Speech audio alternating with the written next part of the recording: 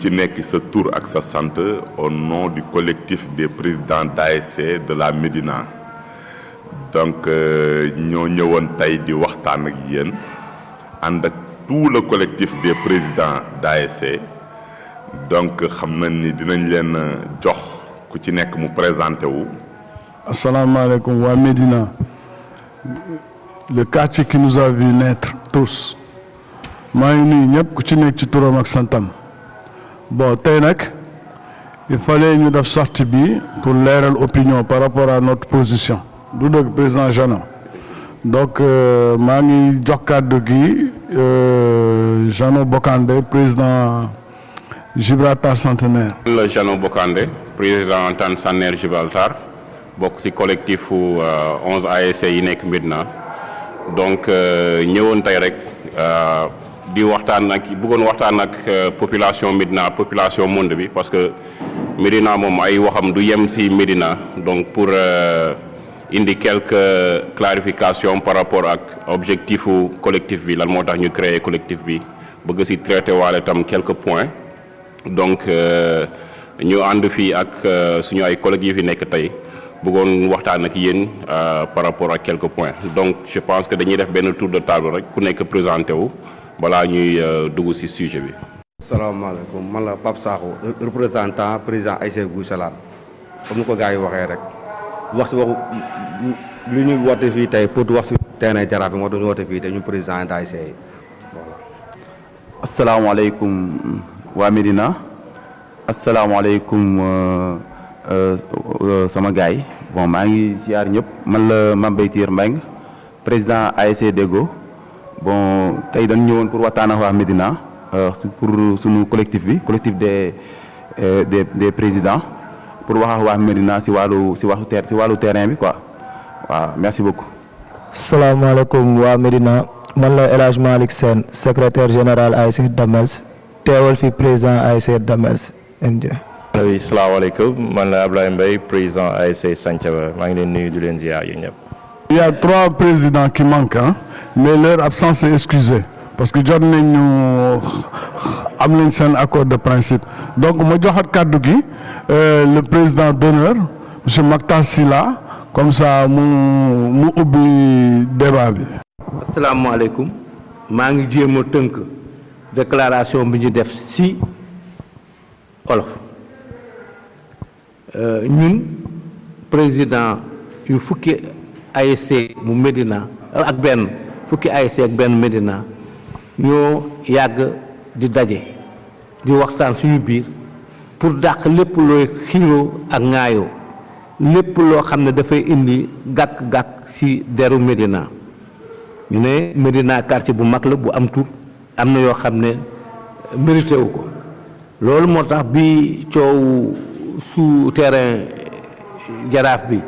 jugee et bi ñu maire bi wooyee wax ñu la mooy yéeneem ñu déglu ko, ñun tamit këf yóbbu ñu dañ lay déggal li nga wax nga jox ñu ay firnde yu leer. ñu déglu tamit waa collectif des jeunes de la Médina lu ñu wax, ñu déglu leen ñoom ñëpp parce que ñun ñëpp benn lañu. Donc bu ñu déglee ñun ñëpp ñu yaakaar ne war nañu tënk ci ay baat yu gàtt lu ñu wax. Ñun dañu ne ñun ñëpp xam nañ ne Médina amul terrain, donc ñu déploré ko, ñu mettitlu ko ba coono yi mu lëmb yëpp ñëpp gis nañ ko. Mooy que président yi ASC yi pour ñu entraîner il faut ñu dem ba Pikine wala ñu dem ba Guédiawaye pour wala ñu louer ay terrain, te louer terrain yooyu xaas bu bari la te entraîner nañu ko. Ñu xalaat ne loolu dafa indi ngalankoo boo xam ne bu mag la. Léegi ñu ne tamit ñun suñu ñëpp xam nañ ne ASC yi seen alal bariwul, que lépp lu ñu ciy dépensé te ànd nuñ ko dafay metti ñëpp ci quartier bi. Ñu ne nag bi ñu géegee aménagement terrain Jaraaf ak lu ñu maire bi wax, ñu ne du dara sax ak képp ko mënta def muy privé muy public muy lépp, aménage boobu dafa indi benn ubbeeku bu mag pour Médina et surtout pour jeunesse bi, parce que ku fi def du ut xaalis kese moo ko yitteel mais jox jeunesse bi benn possibilité pour ñu mun a dawal lépp lu ñu bëgg a dawal tamit ñu rafetlu trop coono bi si nit ñi daj pour loolu projet bi mun a altu muy te di wax ne ñu ngi leen di masawu et di leen féliciter si opportunité boobu ñu jox ñu ne tamit ñu ngi rafetlu bu baax a baax li ñu dugalee ci comité de gestion bi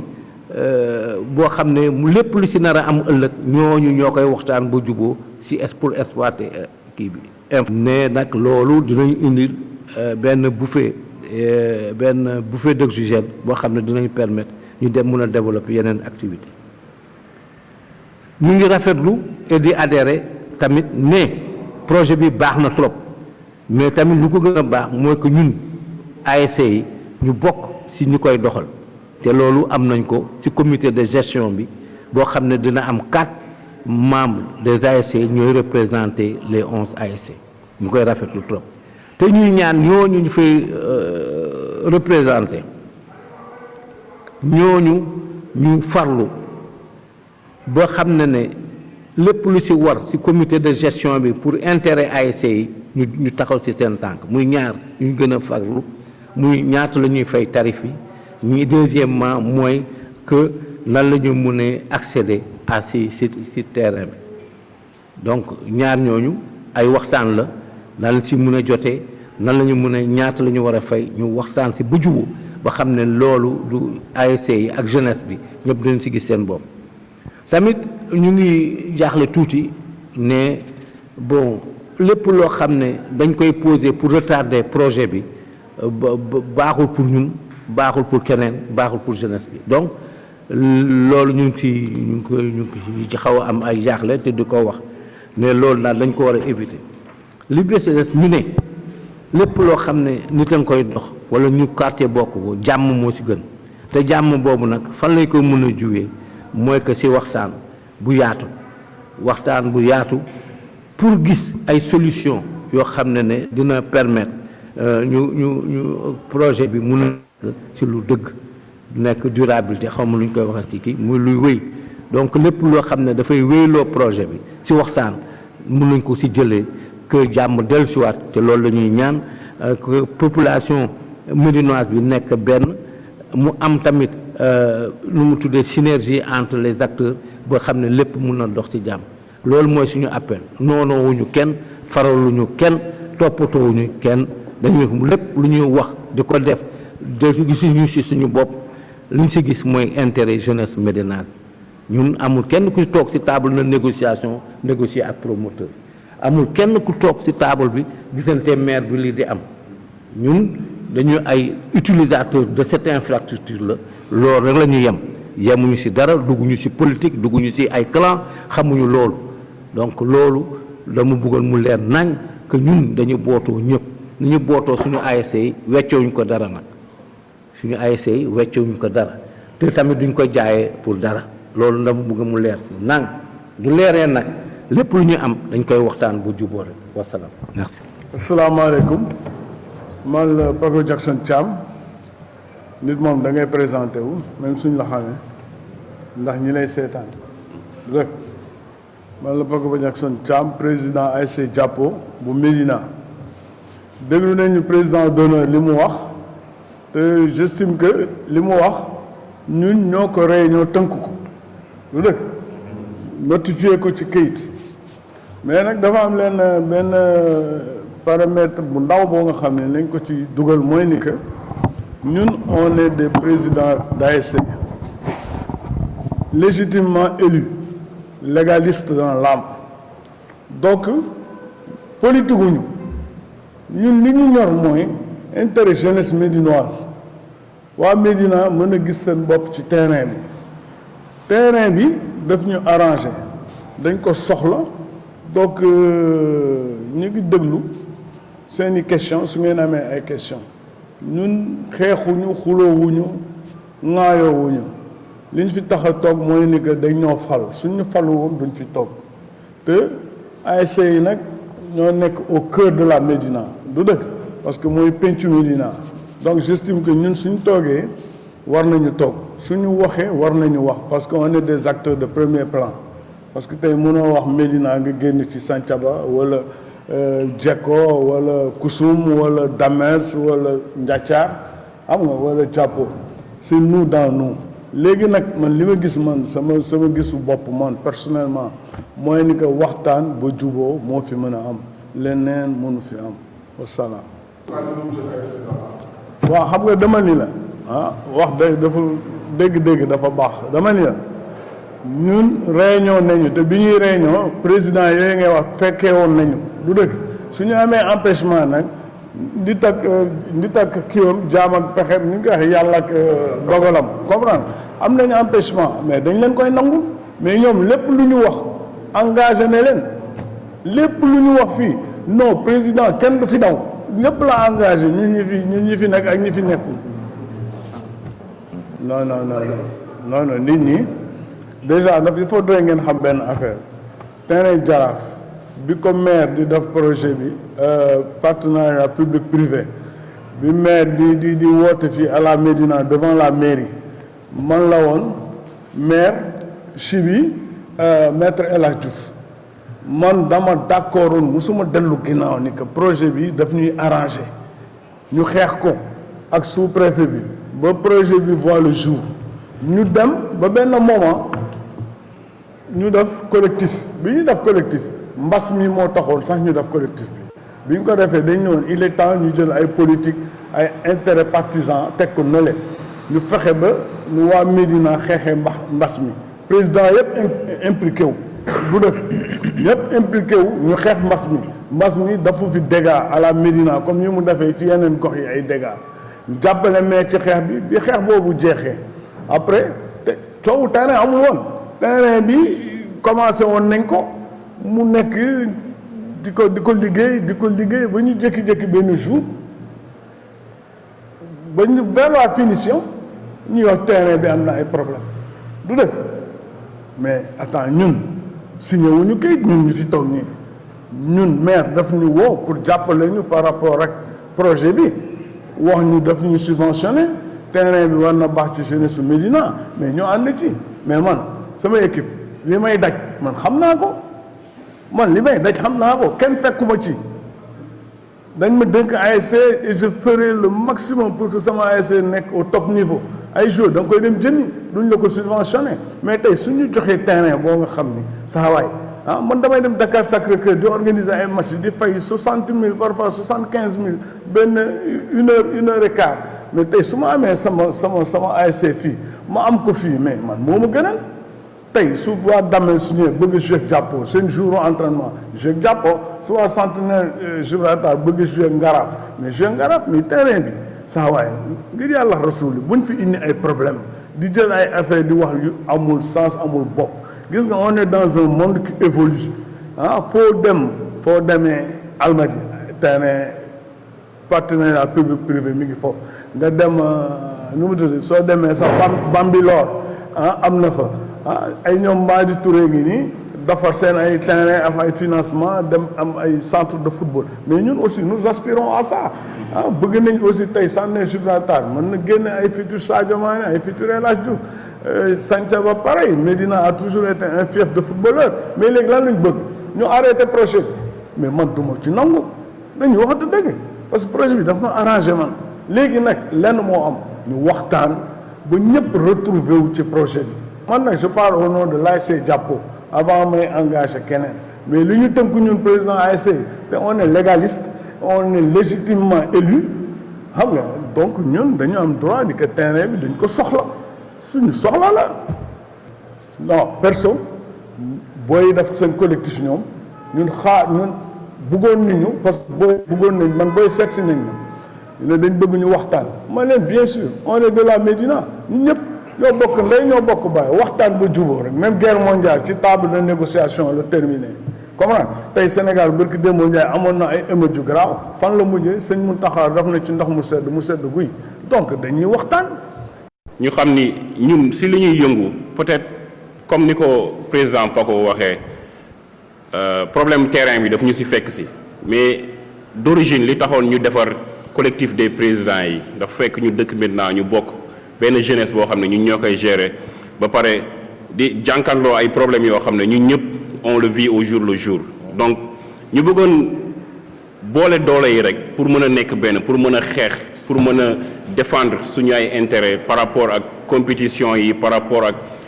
difficulté sociale yi am ci Médina bi par rapport ak opportunité de développement yoo xam ne war nañ ko mën créer parce que fii képp ku fi toog rek tu es un responsable ba pare am na ci loo xam ne yaa ngi koy yëngu war nga ko mën apporter Médina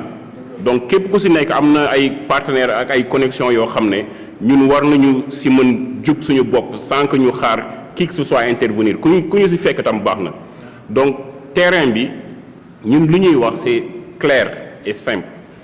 on est d'accord pour ñu am infrastructure bu mel noonu ci biir Médina ce sera notre fierté barki démb rek ñu ngi gis terrain ñaari tali bi ñu doon inauguré man message yi fu nekk lay jógee donc xoolal Médina ni mu toll amuñu lu toll noonu donc ñun on est d'accord par rapport ak infrastructure boobu nekk fii Médina ça va être pour nous suñu avantage suñu ay rak. xam nga man collectif bi ñoo nañ seet si ma ñoo nañ wax ak man xam naa ñoom seen revendication fan lañ ko teg ak ñoom lan la ñu bëgg mais ñun dañ la bëgg a wax bi maire ñëwee lu taxoon sax man mu njëkk taxaw di xeex affaire terrain bi c'est parce que dafa ne woon préfet dafa bëggul woon terrain bi am dafa am nag lenn loo nga xam aussi il faut ngeen xam ko ñun fi ñu yam loo rek la ñu mën a yam mënuñu yam fenn ñun xam lan moo ñu intéressé sincèrement ñun on est des ASC ku taxaw ni que ñun suñu yoon new ci mais da ngay raconter ta vie mais ñun dañ ñu fal bi ñu fal population Médina bi fal maire fal conseil municipal yi ñoo ñu fal te sooy dem assemblée générale c'est toute une population de ton quartier mën naa ni à 70% ou 75% ñoo lay fal comprendre même su amee ñoo nga xam ne xëy na ànduñu ci ñun il faut que ce soit très clair collectif bi dañ def seen collectif di défendre ñoom li ñu jàppee ni que ñoom seen droit la ñu nangul leen ko ñun dañ ñëw di défendre li nga xam ne ñun tamit dañ ñu fal suñu droit la nañ ñu ko nangul léegi xam luy am toog waxtaan juboo parce que il faut ñu toog parce que ñun on a besoin du terrain il faut ngeen comprendre ñun fi ñuy waxee ñun le fait que terrain bi am ñuy wax non à la privatisation ñun ànduñu ci non à la privatisation ñun oui à la privatisation pour instant yi fa lañ toll loo gis ci àdduna étape la ndànk mooy jàpp golo ci ñaay parce que moi je me rappelle en 2017 bi ma gagné coupe zone 2 yàlla dafa def année boobu si la toog naa sax di remercier le maire Bamba Fall di remercier Cheikh Tidiane Ba parce que année boobu jàppoo dafa dépensé 40 millions ñu ñëw final ñu jox ñu 300 000 ma jël 300 000 séddale ko xale yi doon foofu ci tali bi non c'est dëgg la parce que xam nga ñëpp xam nañ nawetaan lu mu demee dañ lay dimbali ci nawetaan yi am ay patron yoo nga xam ni xam nga dañ lay dimbali comprendre nga je me rappelle aussi même année boobu Youssou Ndour benn sax jàpp na ci bi jàppoo jëlee coupe bi Youssou Ndour subventionné na ma 3 millions Cheikh Ba jox ma 10 millions Bamba Fall jox ma 10 millions ce qui fait que année boobu jàppoo dafa ñëw ak doole comprendre mais waa zone 2 bi ñëwee di ma remettre 300 000 lañ ma jox ci enveloppe kaki di ñuy masta te stade Amadou Barry dañ ko feesal ba nga xam ni xam nga li ñu amoon ci recette mais xam nga tamit nawetaan aussi dañuy waxante dëgg dañuy yabaate parce que aussi mënoo dépenser yenn yi ba pare di non 300 000 yow jour boobu ni stade bi feesee ñëpp dem nañ finalu jàppoo contre kii nu mu tudd Delorme stade bi dafa fees Amadou Barry Guédiawaye kenn xaju fa recette bi fan la dugg mais aussi dañu war a aussi ut des gens yoo nga xam ni des Médinois capables de gérer la zone aussi loolu aussi c'est un problème gis nga ñun amuñu dañu am problème leadership dans ce pays da nga koy gis sax ci ay nawetaan sax da nga koy gis quand même dañuy waxante dëgg mais c'est une très bonne question ñun ñoo war a sax fal ki war a nekk président zone bi dañuy waxante dëgg quand même c'est la réalité mais xam nga ñoom bu ñu def seen ASG sax seen affaire man sax yëguma ko personnellement mais tey su fekkoon collectif bi yëg na ko président bi ñun ñoo koy fal zone 2 ñun ñoo ko war a fal parce que déjà tey imagine tey jàppoo maire jàppoo ni léegi day génn zone 2 du jouer mais fu ñu jëlee recette ñoom xam ne ñu jàppoo mooy zone 2 équipe bi ëpp supporter ci zone 2 bi. question bi moom ñëpp mën nañ ko tontu parce que toog nañ waxtaan ko président ngi nii keroog sax bañ na ba subvention am ci saa si loo ko bëggoon maye ñun dañ jóg pour def social comprendre nga parce que Médina am na ay problèmes yi fii am yoo nga xam ni waratu fii am parce que c'est un quartier ressource comprendre nga su fekkee ASC bu nekk ci li nga am ci recette soo jëlee un quart bi wala moitié bi dañ koy dajale ñu ñëpp ñu def ay dons di jëndal am na y a des familles qui ne mangent pas te duñ ko wax population bi niveau bi ñu nekk ni c'est précaire man barki Demba Ndiaye seeti naa benn kilifa bu mag ci réew mi mais li ñu nar a président Macky Sall li mu nar a génne na mais Médina da ci am wàll par force parce que dañu bokk ci askan bi di contribuer ci askan bi donc ñun on a plein de projets man barki Demba Ndiaye rek du ma catu sama bopp gis naa benn kilifa bu mag ci football ñun dañu am ay projet li président wax loo nga xam ne c'est en dehors de ay moo tax terrain bi ñun dañ ko soxla problème lan la ñu mën a apporter la jeunesse médinoise moo tax tey ñu soxla terrain bi mais du ñun suñu bopp du jàppoo du Centenaire Gibraltar du Jekko du Ndiathia du leneen Médina lañ bëgg mu dem kanam te même subvention yi ñuy jox nii ñu ci bëri dañ ko nar a joxe ñu koy waxee weeru koor gee ngi ñëw dañ ko nar a jàppale nit ñi mais du pour ñun loolu la rek il faut gars yi comprendre ni que du ay affaire ay lii wala non dépassé nañ loolu barki sëñ Bamba. Je pense que terrain Gibraltar si li ma xam mën nañ ko exclure si discussion bu ñuy wax nii parce que li ma fekkee ak réunion bi ñu may invité c'était avec la ville de Dakar. fii building municipal ñoom li ñuy proposé def terrain Gibraltar mooy stabiliser terrain bi am na benn terrain bu ndaw bu nekk foofu genre terrain basket calcio lañ koy woowee foofu tam dañ ko bëgg a defaraat réhabiliter ko donc concernant terrain Gibraltar information boobu laa si am donc si loolu la ñuy yëngu si loolu la ñuy xool nan lañ koy defaree. fi ñu daje tey dafa di pénc en fait essentiel lu daje ci pénc mooy yëfu Médina dañ ko war a péncoo. du yu ñuy jël di tasaare ku ne di wax di jaay di seet le verbe fu mu gën a agressif rek nga koy utiliser pour ñuy régler yoo xam ni maanaam yëfu pénc la ñun maanaam quartier bi ñu dëkk lii ci important mooy ndono la toujours dama koy fonk di ko waxtaanee mooy ndono jàmbur lañ yor ay nit a ko defar ba mu rafet bàyyi koog ñun ñu war koo sàmm ñun tamit bàyyi koog suñuy doom ak suñuy sët. donc lépp lu fi mën a xew aussi ci waxtaan rek lay mën a sottee ak ci jàmmoo parce que affaire bi bu dëgg dee dëgg terrain bi ni mu menoon avant tey ñun ñi nga xam ne nous sommes les voisins directs du terrain ñun xam nañ calvaire bi ñu doon dund foofu ndoxu école Médine bi rek waxuma sax affaire agression yeeg salte beeg yooyu mais ndox mi rek da doon ball ba biir jekko tey jii nii loolu yëpp stabilisé wu na ci ñun donc kon xëy na les formes dana déranger ñenn ñeeg ñooñu mais loolu lu ñuy waxtaanee la yëfu Médina kenn mënu koo jël di ko def ay affaire clan ay affaire xam nga te maa ngi aussi ñaan magi Médina yi Médina li may waxaat léegi la mooy dëkku pénc la boo leen dëkkee ci gox nekk fi ay mag ñu leen di tuddee yéen kilifa yi bu dara xewee waru leen toog ba dëkk bi tàkk ngeen di xaar ku leen woowi vous avez un rôle à jouer comme nous avons ce rôle jóg tey jii nii dajale presse bi di waxtaan ak suñuy frère ndax ñun ñëpp benn lañu mais toog di xaar alors que war ngeen mën a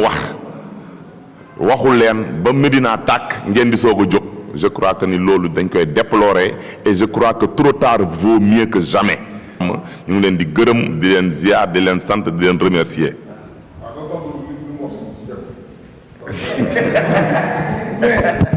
mais kii ku bëgg fitna la